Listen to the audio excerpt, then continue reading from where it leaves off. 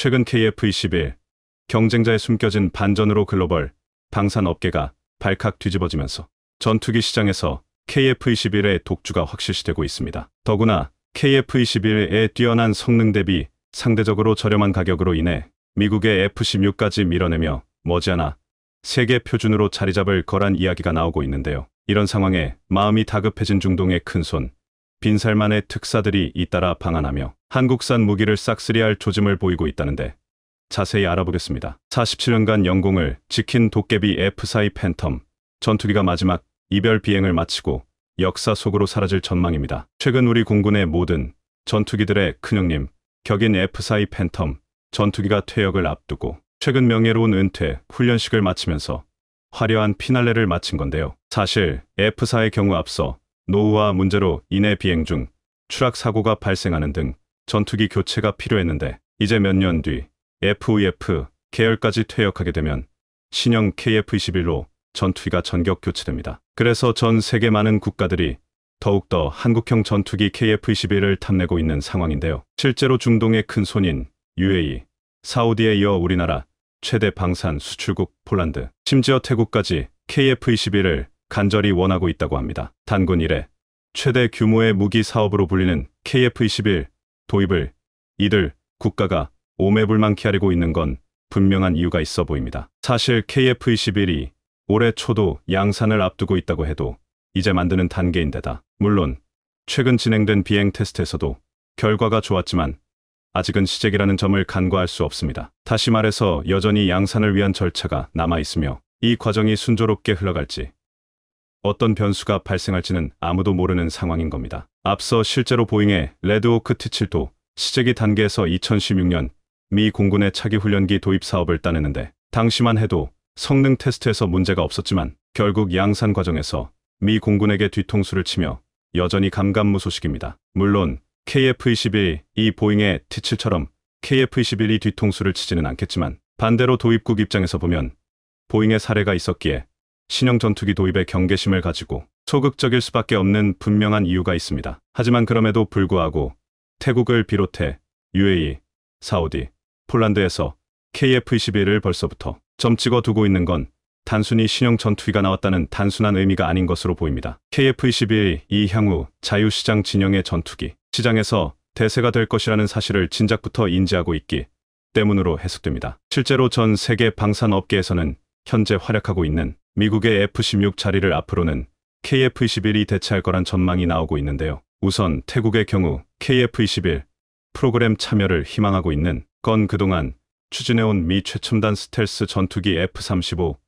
구매가 불발된 영향이 상당 부분 작용한 것으로 보입니다. 태국 공군은 30년 이상 운용한 F-5를 대체할 전투기가 필요해 스텔스 기능이 있는 F-35를 구매하려고 했지만 미국이 판매 불가 입장을 표명하면서 사우디를 따라 KF-21 보람의 프로젝트에 참여할 거란 소식이 전해진 겁니다. 일각에서는 KF-21이 F-35 대체품이 되는 거냐는 말이 나오고 있지만 엄연히 F-35와 KF-21의 군사적 역할이 다르게 맞는 말이 아닙니다. 정확히 따지자면 미국의 F-16과 KF-21을 비교하는 게 맞으며 실제로 태국은 미국이 권한 F-16V를 거절하고 KF-21 쪽으로 눈을 돌린 겁니다. 그런데 사실 태국이 KF-21을 도입하려는 건 사우디, UAE, 폴란드 등 다른 나라에서 도입을 원하고 있는 이유가 같습니다. 노후화된 F-16을 보유하고 있는 태국이 미국의 권유에도 불구하고 F-16V 대신 KF-21을 택한 건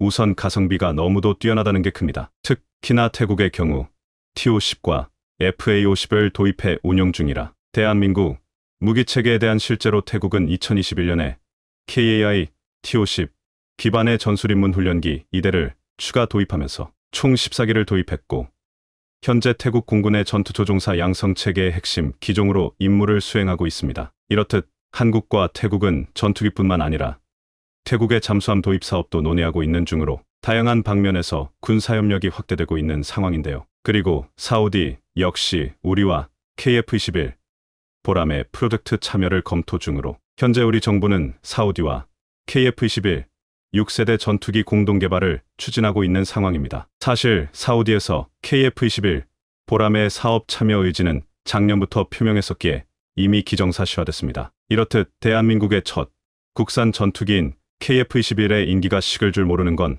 앞서 말씀드렸던 것처럼 가격 대비 성능이 매우 뛰어나기 때문입니다. 실제로 KF-21은 각종 공대공 미사일 등 국산 무장들을 개발해 장착할 수 있는 데다 4세대 전투기지만 일부 5세대 스텔스기 성능을 갖고 있어 4.5세대 전투기로 평가받고 있습니다. 특히 외형은 레이더 반사를 작게 하는 스텔스 형상으로 만들어져 세계 최강 스텔스기인 미 F-22 랩터와 비슷해 베이비 랩터로 불리기도 합니다. KF-21은 길이 16.9m, 높이 4.7m로 미 F-16은 물론 F-35 스텔스기보다 큽니다. 여기에 더해 KF-21에는 국내에서 개발한 각종 독침 무기들이 장착될 예정으로 대표적으로 초음속 공대함 미사일, 장거리 공대지 미사일, 극초음속 미사일, 상승 단계 미사일, 요격 미사일 등입니다. 심지어 국산 초음속 공대함 미사일은 유사시 전투기에서 발사되면 중국과 러시아 등 주변 강국의 항공모함과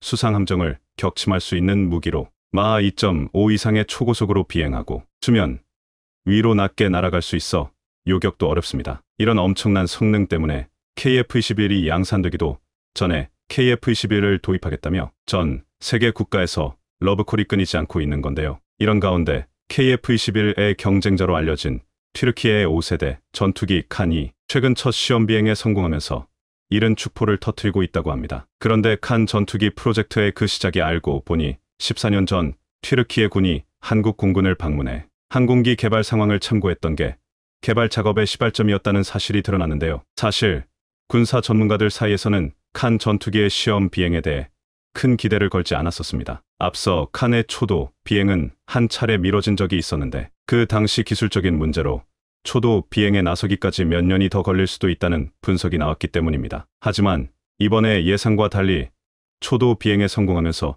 분위기가 반전되는데 알고 보면 이번 초도 비행 속에 숨겨진 진실이 있는데요. 다름 아닌 바로 엔진 문제로 이번에 튀르키예는 5기의 시제기를 만들면서 이 가운데 2기를 미국의 F-110 엔진을 탑재한 시험용으로 만들고 나머지는 자체 개발 엔진으로 대체하겠다고 계획을 밝혔었습니다. 그런데 여전히 튀르키예는 국산 엔진 개발 일정조차 세우지 못하고 있는 깜깜한 상황입니다. 때문에 이번에 초도 비행에 성공한 시제기의 경우 F-16에 탑재된 F-110 엔진을 사용했던 겁니다. 여기서 문제는 튀르키예가 과거 러시아로부터 S-400을 들여오면서 미국의 눈밖에 나 더 이상 F-110 엔진을 들여올 수 없다는 사실입니다. 자체 개발 엔진 플랜도 지지부진한 상황에서 대체품으로 시제기에 탑재했던 F-110 엔진을 더 사들일 수 없게 됐으니 칸 전투기의 미래가 불투명해진 건데요. 다시 말해서 이번에 초도 비행에 성공한 칸은 F-16의 껍데기만 바꾼 수출 경쟁력이 없는 실속 없는 전투기라는 이야기인 겁니다. KF-21도 지에 F-414를 탑재하고 있지만 엄밀히 말하면 칸과는 상황이 완전히 딴판입니다. KF-21에 탑재되는 F-414G400K 엔진은 국내에서 생산한 KF-21에 맞게 개량한 버전으로 뿌리는 미국에 있지만 정확히는 KF-21 적용하는 건 국내 기술이라는 사실입니다. 별 다른 개량 없이 F-16의 엔진 F-110을 그대로 탑재한 칸과는 전혀 다른 상황인 겁니다. 그래도 사실 KF-21이 널리 수출되려면 엔진의 국산화도 중요한 요소인데 이런 이유로 최근 한화에어로스페이스가 15,000억 이상의 추력을 내는 항공 엔진 개발에 도전장을 내밀었습니다. 단순 정찰용이 아닌 미사일 장착이 가능한 무인기의 경우 15,000억급 이상 엔진이 필요하지만 미사일 기술 통제 체제 등 규제로 수입이 어렵기 때문입니다. 게다가 미국이 스텔스 전투기 탑재용 엔진을 판매한 전례가 없는데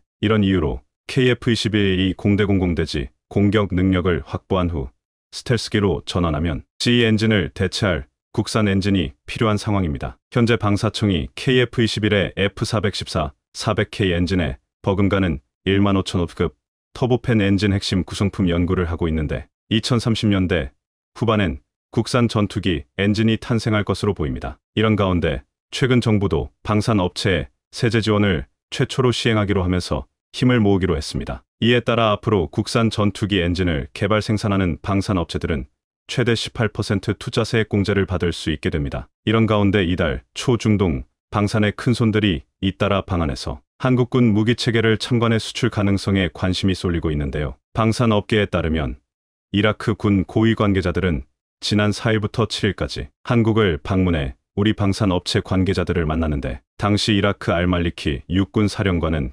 KAI가 제작한 국산 다목적 헬기 수리온을 탄 것으로 전해졌습니다. 현재 이라크는 수리온에 큰 관심을 보이고 있는데, 이달 17일 방한한 이라크 국방부 장관이 이와 관련해 구체적인 협력 방안에 대해 논의한 것으로 알려졌습니다. 여기에 더해 지난 13일에도 사우디 국방차관이 방한해 KF-21 천궁이 도산한 청함을 직접 참관하며 남다른 시선을 보냈는데요. 실제로 국제 방산 업계의 큰손인 빈살만의 특사 사우디 군 관계자들이 총출동에 방한하면서 역대급 초대박 무기 도입 가능성이 임박했다는 분석이 나옵니다. 실제로 이번에 방한한 사우디 군 관계자들은 한국산 무기 도입 가능성을 염두에 두고 우리 군의 무기체계 운용 모습을 살펴보는 행보에 집중했는데요. 폴란드에 이어 사우디로부터 어마어마한 방산 대박이 터질지 대한민국 공군 전력은 빠르게 높아지고 있습니다. 얼마 전 미국 군사력 평가기관 글로벌 파이어파워 보고서에서는 세계 군사력 순위를 평가하는 글이 게재되었습니다. 대한민국 군사력은 어느덧 세계 6위를 자랑하게 되었습니다. 1위는 천조국이라고 불리는 미국이 차지하였으며 2위는 러시아, 3위는 중국, 4위는 인도, 5위는 영국이 차지했습니다. 그런데 이러한 평가를 진행한 해당 군사기관은 이 모든 지표가 향후 5년 뒤에는 완전히 뒤바뀔 것이라는 글을 후첨하며 화제되었습니다. 현재 2위인 러시아는 한때 미국과 군사력으로 안강구도를 형성하며 여전히 세계 2위의 자리를 차지하고 있지만 빠르게 몰락하고 있다며, 이는 중국 역시 마찬가지라고 밝혔습니다. 또한 대한민국의 첨단군 사무기 개발 현황 언급하며 한국의 도약이 무서운 수준이라고 전했습니다. 특히 최근 실전 기체 조립에 돌입한 KF-21 전투기를 주목하며 대한민국 공군의 핵심 무장 체계 발전이 빠르게 이루어지고 있다는 점을 지적했습니다. 현재 세계에서 수많은 차세대 전투기가 개발되고 있지만 KF-21 전투기만이 5세대 스텔스 전투기로 진화 가능한 세계 유일의 전투기라는 평가를 내리며 KF-21 전투기의 새로운 무장 체계를 분석했습니다. 이제는 KF-21 전투기가 경이로운 발전을 이루고 있다는 사실을 부인하는 국가는 어디에도 없으며 한국의 군사력이 6위에 자리매김했다는 사실에 오히려 의아해하는 여론까지 존재했는데요. 실제로 러시아가 개발했다고 공개한 전투기인 수호이 체크메이트와 KF-21 전투기를 비교해보아도 대한민국의 KF-21 보람에만이 유일한 성공을 가져갈 것이라는 흥미로운 분석이 수천 글의 줄을 이루었습니다. 해당 기사에서 지적하는 것은 러시아의 생산력이었습니다. 대한민국의 생산력은 놀라운 효율성과 함께 세계 2위를 자랑하는 한편, 러시아가 공격적으로 마케팅하는 수호이 체크메이트는 허상만을 가며 아직까지 제대로 된 실물을 보여주지 못하고 있다는 것입니다. 다만 러시아 Su-57 전투기의 경우 우크라이나 전쟁에서 운용해왔다고 추측되는데, Su-57의 불안한 기체 성능으로 인해 적극적인 운용은 이루어지지 않았다는 것이 주요한 의견이었습니다. 최근 러시아 전투기는 우크라이나 전쟁을 통해 그 성능이 의심받고 있는 상황입니다. 이러한 상황에서 Su-57까지 추락하게 된다면 걷잡을 수 없는 평판 훼손과 이로 인한 수출 전망 악화의 리스크가 존재합니다. 더불어 한동안 러시아의 생산력은 전멸 수준이었죠. 이를 뒷받침하듯 미국 CNN 국제 외교 정세 라인에서는 러시아는 Su-57 전투기도 제대로 배치하지 않은 상황에서 수호의 체크메이트를 제때 공급할 수 있을 리 없다고 지적했습니다. 한편 한국산 KF-21 전투기는 러시아의 체크메이트보다 훨씬 늦게 개발을 시작했지만 벌써 모든 시제기 생산이 완료되고 양산을 위한 조립 라인을 모두 구축한 상태라며 한국 전투기 생산 능력이 예측했던 것보다 훨씬 뛰어나 놀랍다고 언급했습니다. 또한 KF-21 전투기야말로 현존하는 전투기 중 가장 경제적인 4.5세대 전투기이며 향후 4.5세대 전투기 시장을 장악할 유력 후보라고 평가했습니다. 최근 연구진들은 철저한 계획하에 스텔스기의 미래 준비에 박차를 가하고 있다는 것이 실감나는데요. 다양한 KF-21 전투기의 성능이 검증되는 것과 동시에 또 어떤 이유로 한국의 KF-21 전투기가 5세대기로 진화 가능한 유일한 전투기라고 불리는지 알려드리겠습니다. 6세대 전투기는 현존 최강의 전투기라 불리는 5세대 F-22처럼 그 이전의 전투기를 압도하는 능력으로 미래 전장을 지배할 무적의 전투기입니다. 우리 군 관계자들 역시 이러한 시대적 흐름에 적응하기 위해 비공개적으로 무수한 준비를 하고 있습니다. 다른 강대국들이 6세대 전투기를 개발할 동안 대한민국에서는 도대체 무엇을 하느냐는 국내 언론의 비난이 쏟아지자 한국항공우주산업은 극비리에 진행하던 청사진을 차례대로 공개하고 있습니다. 특히 대한민국 공군본부가 KF-21 전투기를 바탕으로 6세대 전투기를 개발하기 위한 유무인 전투무기 복합체계 멈티의 연구 용역을 발주했다는 것을 공식적으로 언급을 했습니다.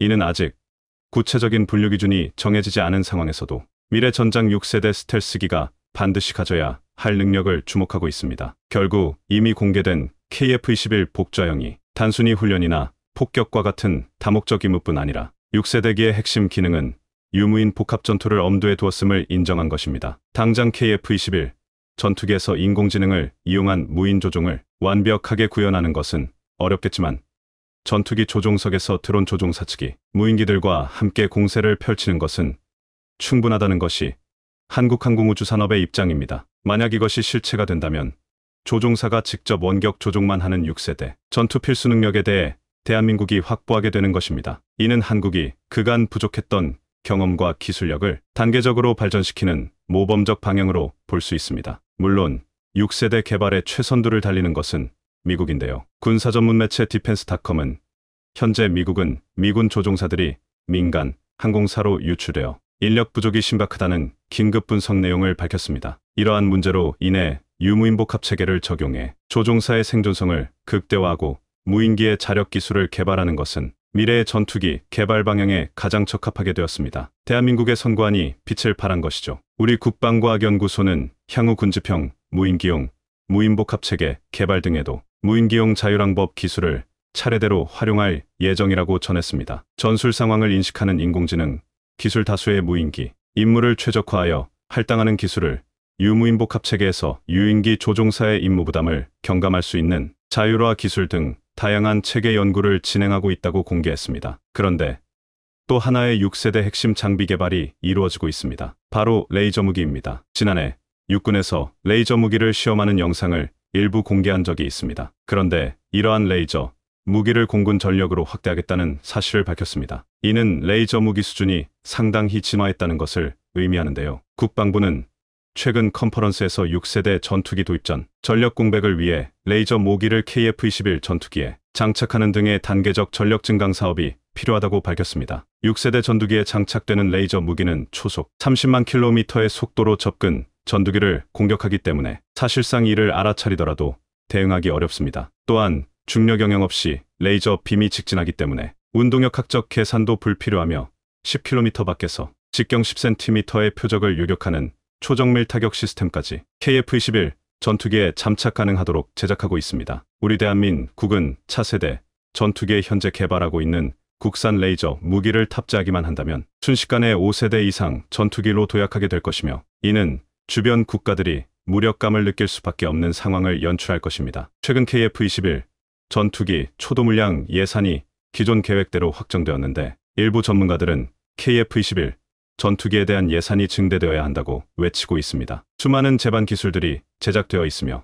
이제 단계에 맞춰 나아가기만 하면 되는 게 현재 한국 방산의 주소입니다. 특히 국방 예산에서 6세대 전투기로의 도약이 눈에 선하기 때문에 더욱 한국의 안보를 위해 KF-21 전투기 예산을 증대해야 한다고 외치는 것입니다. 한국이 개발할 6세대 전투기의 핵심 기술은 인공지능, 유무인 복합운용, 극초음속 엔진, 360도 공격이 가능한 레이저 무기, 스텔스 성능, 고용량 네트워크 기능 등이 그에 해당합니다. 특히 중요한 것은 인공지능으로 보는데 우리 대한민국은 이미 무인 조종사 기술을 세계 최초로 개발해냈습니다. 또한 레이저, 유무인 복합운용 역시 눈앞에 아른거리듯 빠르게 발전하고 있습니다. 대한민국은 이러한 기술력을 바탕으로 빠르게 세계의 군사강국으로 비상할 것입니다. 중국 측이 갑자기 K9 자주포에 대한 기사를 쏟아내고 있어 주목을 받고 있습니다. 최근 인도와 이집트에서 발생한 사건 때문에 시진핑까지 크게 놀라며 관심이 급증한 것입니다. 무슨 일이 벌어졌기에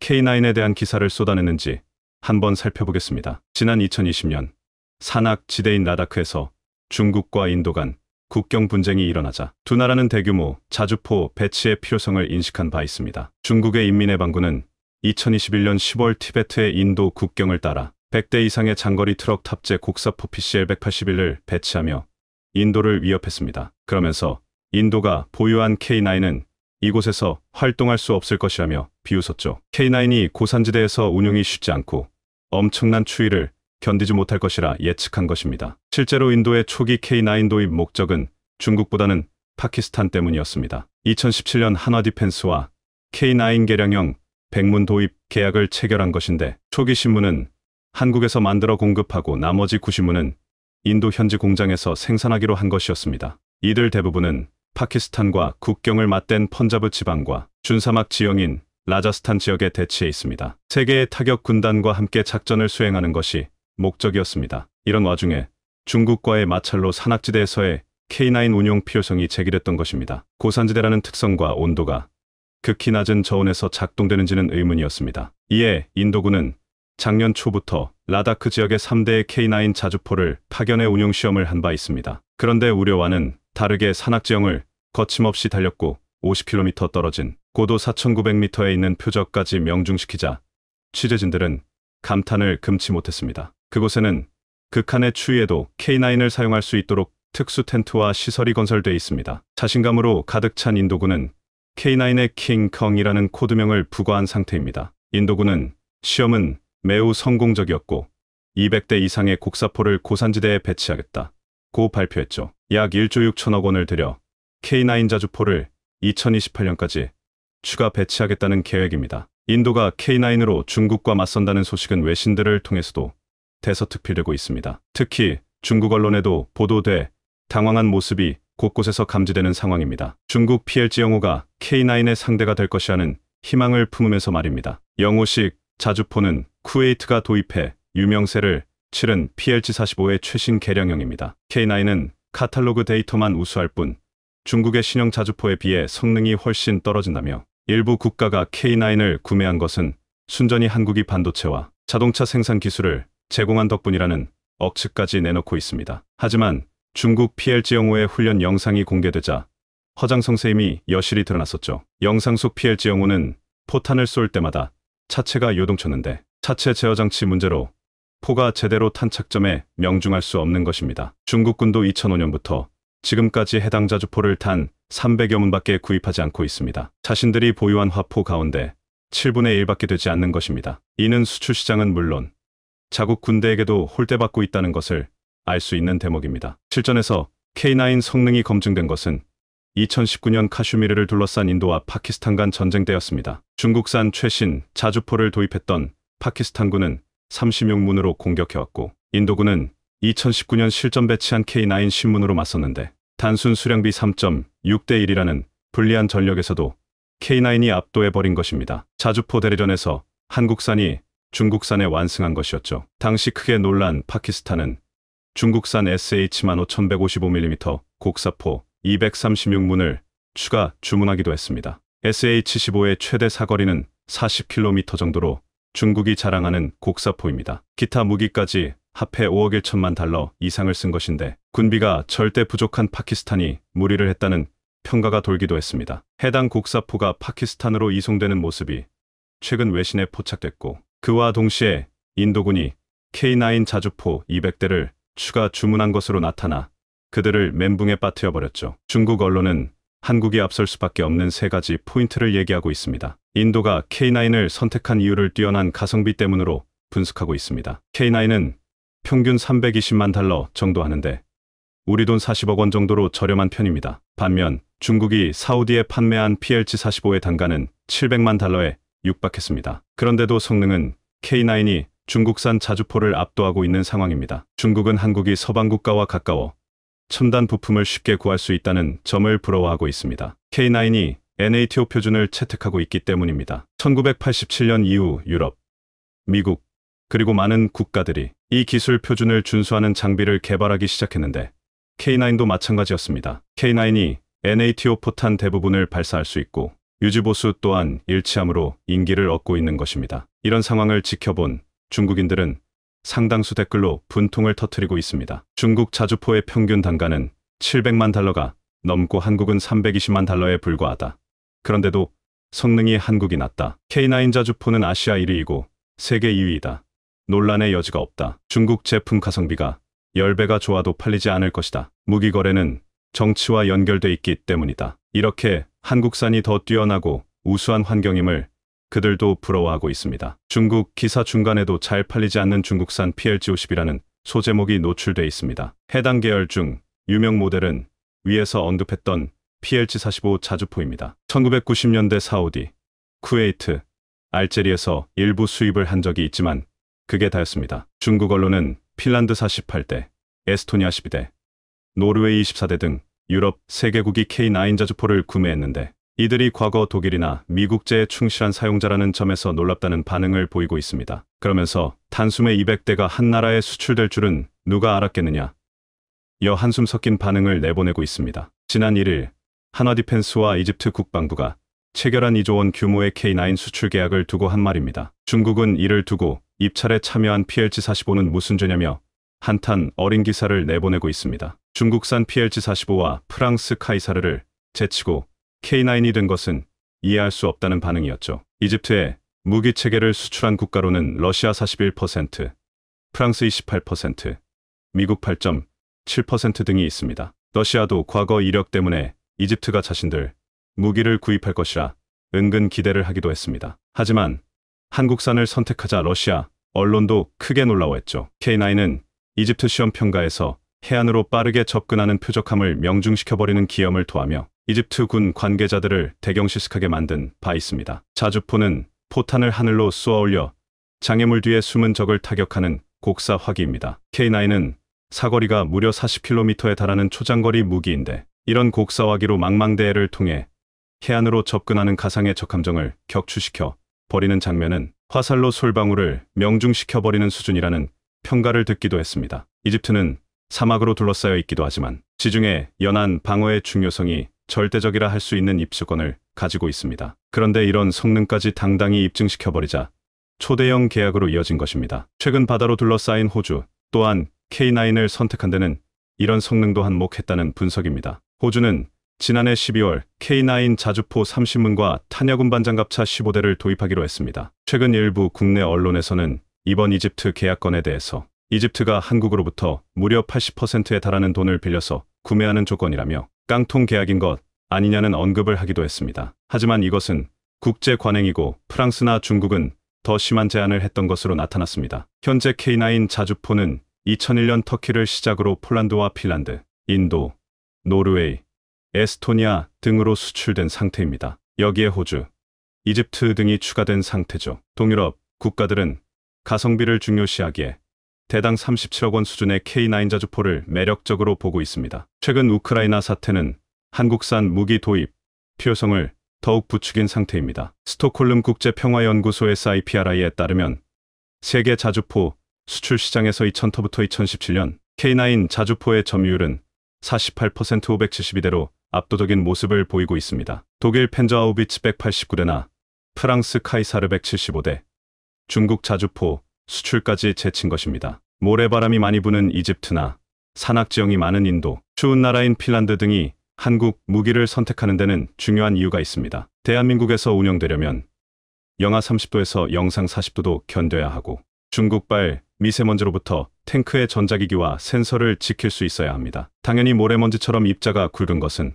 한국 무기를 뚫을 수 없는 것입니다. 게다가 한국은 산악지형에서 장애물을 거침없이 넘어야 하고 이게 통과돼야 실전 배치가 되니 해외에 수출할 때는 명품 무기라는 찬사를 듣고 있는 것입니다. 실제로 한국에는 육군이 운용하는 1100여 문을 포함해 총 1700여 문이 실전에 배치돼 검증까지 끝난 상태입니다. 게다가 한국의 강력한 철강이 사용돼 높은 방어력도 가지고 있습니다. K9 자주포와 K전차에는 포스코의 방탄강이 쓰이고 있는 상황입니다. 방탄강은 쇳물이 뽑아져 나온 이후 16개가 넘는 공정을 거쳐야 하는데 K9 자주포에는 약 20톤의 방탄강이 적용되고 있습니다. 한번 구입했던 나라는 그 성능에 감탄하며 적극 재구매에 나서고 있습니다. 한국의 전체 방산업체 매출액은 최근 14조 원 이상으로 빠르게 증가하고 있습니다. 무기 수출액 또한 5년 평균 세계 9위까지 올라서 있습니다. 진정한 성능으로 검증받는 한국산 무기 더욱 도약하길 바랍니다. 우리나라가 인터넷 환경은 전 세계에서도 압도적 1위라는 것은 이제는 또 언급하기도 민망할 정도로 이미 글로벌 상식이 되어버렸습니다. 그런데 이제 한국은 한국뿐 아니라 세계의 인터넷이 제대로 작동되도록 해주는 핵심 기술까지 보유한 국가가 되었습니다. 오늘의 이야기는 바로 세계 데이터의 99%를 책임지고 있는 해저 케이블과 선발주자이자 세계 1위 국가였던 일본을 따라잡은 것은 물론 현재 무서운 속도로 따돌리고 있는 한국의 LS전선 이야기입니다. 먼저 해저 케이블이 뭔지 좀 함께 알아보겠습니다. 여기 바다 속 케이블 설치에 모세의 기적을 활용하고 있는 이미지가 있습니다. 해저 케이블 문자 그대로 바다 속으로 연결하는 산업용 케이블입니다. 바다 속에는 항상 뭔가 씹을 거리를 찾아다니는 상어들도 있고 조류 같은 것 때문에 바다 속에서 케이블이 이리저리 쓸려댄다. 날카로운 바위 같은 것에 긁히거나 끊어질 위험도 있습니다. 게다가 바닷물의 염분은 케이블을 지속적으로 약하게 만들 수도 있습니다. 아무튼 바닷속 환경은 케이블에게 있어 그냥 존재하는 것만으로도 상당히 빡센 곳입니다. 그래서 해저 케이블은 대략 이렇게 생겼습니다. 그냥 봐도 일단 두께가 누워있는 고무 전봇대들처럼 장난 아닙니다. 해저 케이블 내부는 또 이렇게 생겼습니다. 8번이라고 써있는 제일 안쪽에 있는 심들이 바로 광섬유입니다. 광즉빛, 그러니까 레이저를 이용해서 데이터를 전송하기 때문에 일반 구리선과는 비교도 할 수 없을 정도로 장거리를, 그것도 아주 고속으로 통신이 가능한 특수 소재입니다. 이게 중심에 들어가고 그 외 나머지들은 전부 다 바셀린, 알루미늄, 폴리카보네이트, 강철, 폴리에틸렌 등 거친 바닷속에서의 삶에 대비해 소중한 광섬유를 보호해주기 위한 여러 겹의 두꺼운 보호막들입니다. 아무튼 이런 연유로 인해 해저 케이블은 엄청 두껍습니다. 당연히 무게도 엄청 무겁습니다. 평균 1m당 무게가 대략 10kg 정도 나갑니다. 이런 걸 끊기지 않고 바닷속에서 1000km 이상 연결하는 게 바로 해저 케이블 사업입니다. 현재 세계의 모든 대륙들은 바닷속 해저 케이블들을 통해 서로 연결되어 있으며 우리가 집 소파에 앉아서 미국의 서버를 두고 있는 페이스북과 유튜브, 그리고 인스타그램 같은 것을 실시간으로 즐길 수 있는 것도 모두 다 이 해저 케이블 덕분입니다. 그리고 최근 들어 데이터의 양이 비약적으로 늘어나면서 특히 아시아 지역을 중심으로 이 해저 케이블의 수요가 폭발적으로, 그래서 해저 케이블 사업은 지금은 물론 앞으로도 전망이 아주 끝내주는 금광 같은 사업입니다. 그래서 다들 탐내고 있습니다. 그런데 우리가 만약 이 사업을 하겠다고 가정을 해보면 일단 저 케이블 만드는데 들어가는 기술력 확보도 매우 어렵겠지만 미터당 10kg이라 하는 저 무거운 걸 또 어떻게 바다로 가지고 나갈 것이며 어찌어찌 나간다 하더라도 그걸 또 깊은 바닷속에 어떻게 설치하고 연결할 것인지에 대한 문제는 모세를 채용하지 않는 이상 그냥 생각하는 것만으로도 막막할 정도로 해저 케이블 사업은 정말 어려운 것, 풀어야 하는 장애물들이 한두 가지가 아닌 진짜 힘든 사업입니다. 전문 용어로 말하자면 진입장벽이 엄청 높은 그런 사업입니다. 킨집을 여는 것은 진입장벽이 낮은 사업이고 반도체나 우주선을 만드는 사업은 진입장벽이 높은 사업입니다. 그 사업의 리스크 또한 높기 때문에 진입장벽이 매우 높은 축에 속합니다. 그래서 다들 탐내고는 있지만 쉽게 뛰어들지 못하고 있기 때문에 처음에 이 시장에서 승기를 잡았던 초기 승자들이 최근까지 시장을 독식하며 거의 독점에 가까운 수익을 올려왔습니다. 현재 세계의 바닷속에는 총 400개의 해저 케이블들이 매설되어 있고 그 길이는 총 120만 킬로미터에 달하며 지구를 30바퀴나 돌 수 있는 길이입니다. 지금까지의 총 사업 금액은 약 250조 원에 달하며 현재까지 미국의 서브컴스옵션, 프랑스의 ASN, 그리고 일본의 NEC가 이 시장을 독점해왔습니다. 일본의 경우 유럽이 장악하고 있던 그 시장에 80년대 일본 버블 경제의 현금 버프를 뒤에 업고 사업에 뛰어들어 재빨리 유럽의 기술력을 따라잡은 후 주로 대만, 싱가포르, 그리고 말레이시아와 같은 동남아시아 시장을 공략하여 아시아 지역에서는 유럽을 따돌리고 완전 독점 상태로 사업을 하며 승승장구해왔습니다. 한국이 나타나기 전까지는 말입니다. LS전선은 일본보다 무려 30년이 늦은 2008년 사업을 시작했습니다. 후발주자로서 아무런 기술도 없던 상태에서 강원도 동해시에 쿨하게 3천억 원 베팅하고 그냥 한국인 특유의 우리가 하면 무조건 된다 식의 마인드로 이 어려운 사업을 시작했는데 하필 사업을 시작한 바로 그 2008년 글로벌 금융위기가 터져버립니다. 가뜩이나 시장도 위축되어 LS전선 같은 듣보잡 회사에게는 아무도 관심을 주지 않았고 더더욱 기술 이전은 절대 해주지 않았습니다. 그러자 LS전선은 이런 경우 보통 한국인들이 하는 그냥 혼자 다 개발하고 만들어버리기로 결정합니다. 그리고 기왕하는 김에 그때까지 존재했던 기술들에서 부족했던 부분들도 다 손을 보아 더 효율적이고 효과적인 솔루션을 찾아냅니다. 그렇게 해서 LS전선이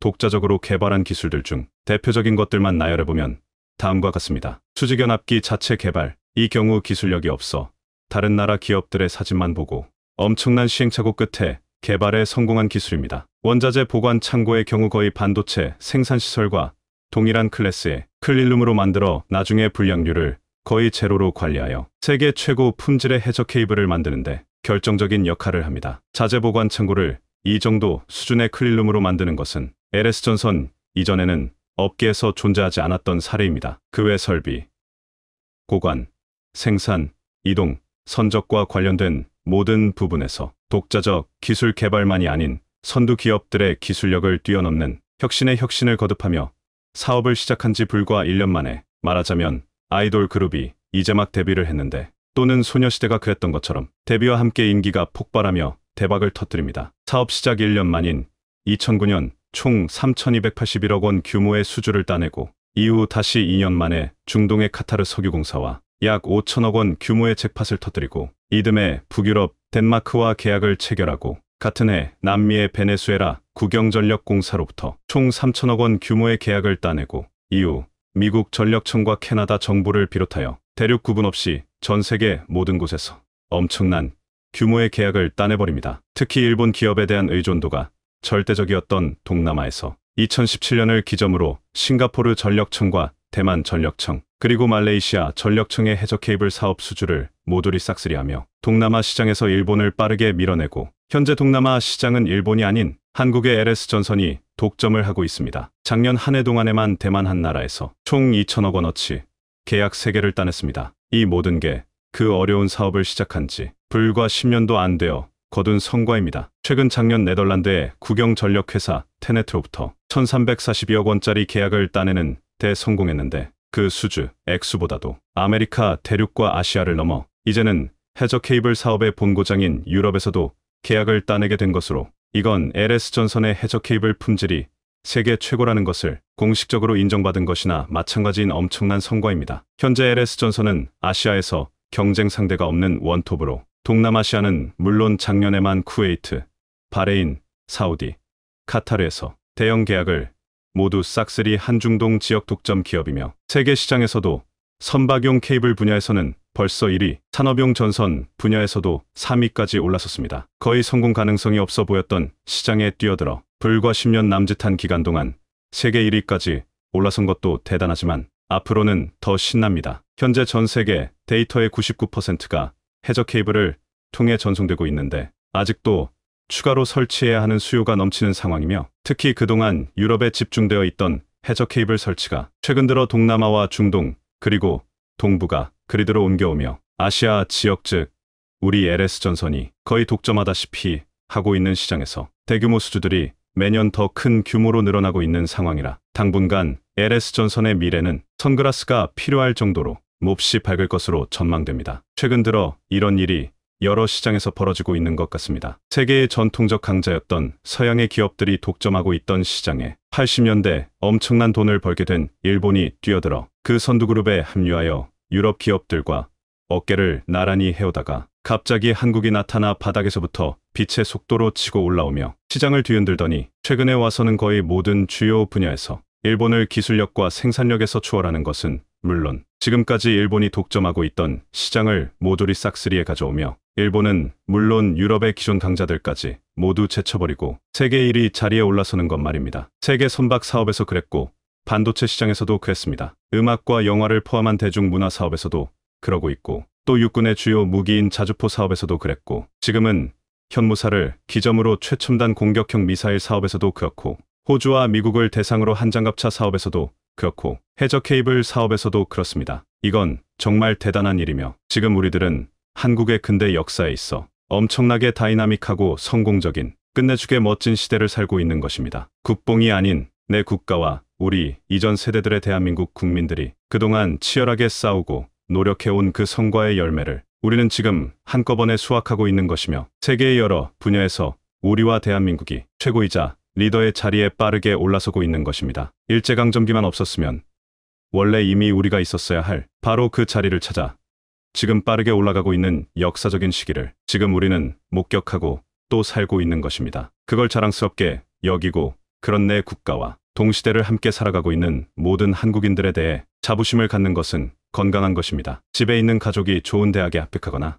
이름 있는 큰 회사에 입사 합격을 받는 것도 크게 축하하고 자랑스러워하는데 세계에서도 가장 치열하다는 반도체와 선박, 그리고 음악과 문화시장, 무기와 해적 케이블 시장에서 세계 최고를 연일 휩쓸고 있는데 그걸 자랑스럽게 여기지 않을 이유가 없습니다. 나와 내 가족의 일처럼 기뻐하고 축하하며 그 힘으로 자기 자리에서 더 열심히 노력해서 우리 다음 세대들은 지금 우리보다 더 가슴 벅차고 풍요로운 시대를 살아갈 수 있도록 해주는 것이 지금 이 너무도 다이나믹한 한국 역사를 살아가는 우리들이 가져야 할 시대 정신이자 태도가 아닐까 싶습니다. 특히 요즘 들어 축하할 일이 너무도 많은 대한민국과 우리 한국인들 부디 꽃 길만 걷기를 마음 담아 기원합니다.